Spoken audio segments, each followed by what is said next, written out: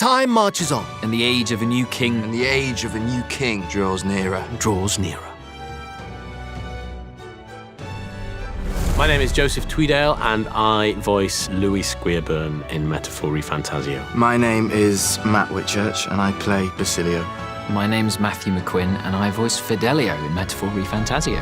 When I first heard of the world of Metaphor, I mostly was so excited because it was like fantasy. I'm a massive fan of fantasy and magic and dragons, and I remember coming in to look at some of the design for the game early on in the process of recording, and I was just blown away. The style of it, Luis's Gauntlet Runners, like nothing I've ever experienced before. My first introduction to the world of Metaphor, I was like, what is this? This is amazing. It's so huge. I need to delve into this more. I need to know more. And obviously we did over hours and hours and hours and hours of recording it. I loved the kind of like regal and royal element, like the fancy element of it, but I also love the cogs and the gears and the machinery. I thought that was a really cool mix. The world of Metaphor is sprawling. It's enormous. When I started looking into it, there was just like another layer and then another layer and another layer. The deeper you start to dive into it, the more you have to sort of go back to the beginning and almost build like a family tree of who knows who and who knows what and how they know them and where they've come from, which is a good sign of a great game.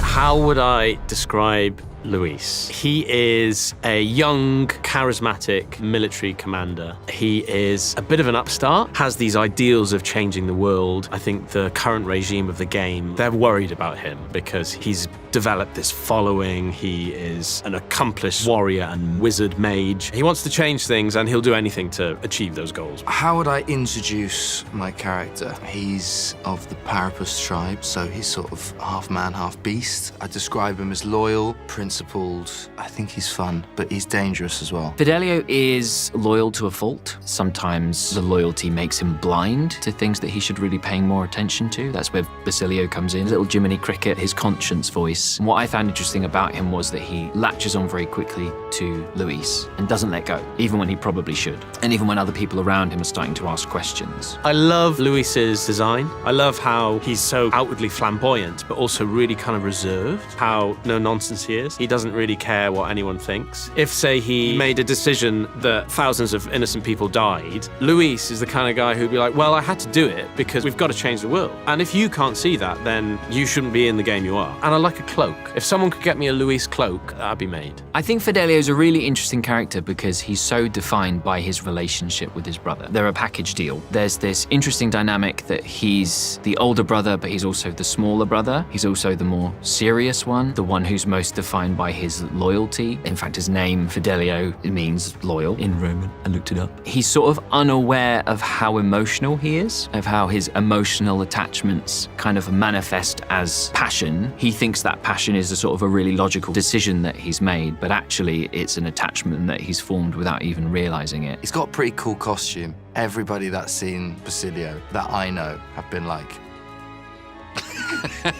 that's cool. That's you? That's cool. Voicing a character with a Scouse accent meant everything to me. I'm incredibly proud of being from Liverpool. I'm incredibly proud of being a part of that community and having family from there, having part of my heart there. It meant everything to be able to embody that and be able to bring that out.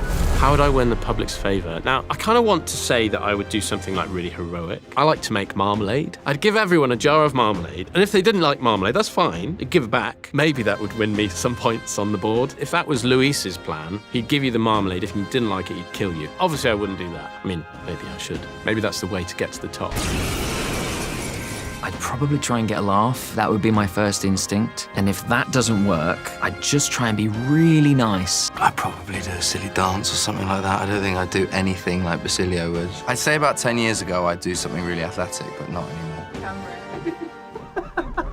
How does battling anxiety resonate with me? As an actor, I struggle a lot with imposter syndrome and whether or not I'm doing the right thing. This industry is full of rejection. It's very easy to go to a spiral of becoming disenfranchised with an industry that is creative because it's so subjective. So my voice might not sound right for something, and that sometimes can feel like a personal attack on me. But it's not. It's just how the industry works. And I think if I wasn't the kind of person that was able to use that anxiety and rejection to inspire me to believe in myself myself that I can keep going. There are times where it does become a lot and it's difficult, but then I just remember, oh yeah, I voiced that dude. When I first got involved in the game, I just had my first child. And so I was facing a lot of fear in my own life about becoming a dad and not knowing what to do. But talking to people about the game and looking through the script and learning about the characters and the sort of the trials that they go through, you do learn that it's important to face your fears and to understand that everybody has anxiety, everybody has doubts, everybody has worries and fears, and that if you can build a community, find support, if you can learn that it's okay to express those worries and those doubts and those fears, that it's much easier to process them and to find comfort.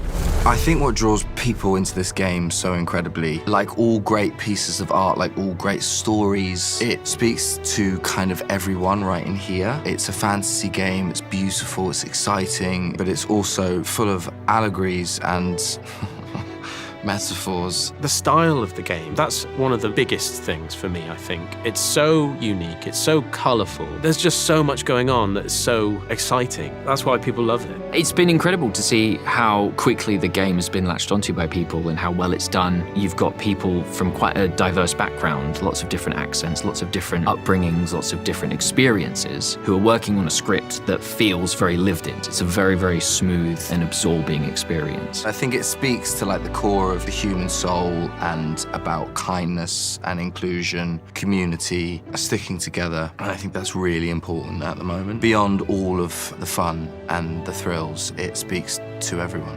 And I think that's what's really special about it. Attack in any number. Wield any weapons. But fight with your very lives. If you live by a creed, show me its strength. Let's hear it, Basilio. You fight, but why? Not really a choice. It's back to the starting line. This time, I'll lead. Ardell entrusted me with this chance. I've got to show him I've got this. The United Kingdom of Uchronia. The year is 785. By this story of fantasy, may this faded world be painted anew. Play the demo of Metaphor ReFantazio, available now.